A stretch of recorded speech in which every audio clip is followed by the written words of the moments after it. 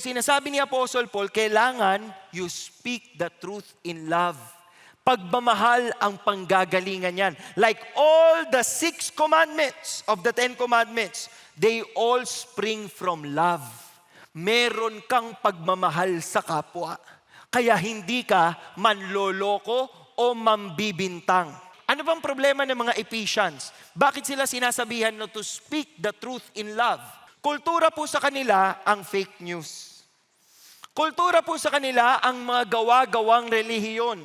Kultura po sa kanila ang mga Diyos-Diyosan. Kultura po sa kanila na pwede kang magsabi ng hindi totoo laban sa kapwa mo.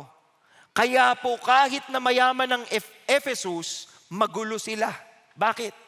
Kasi usong-usong kasinungalingan sa kanila. Kapag kayo'y nagsisinungaling laban sa isang tao o laban sa ibang tao, wala kayong pagmamahal sa kapwa. Yan po tatandaan ninyo. Kapag tinitindigan nyo ang katotohanan, ibig sabihin, mahal nyo kapwa nyo.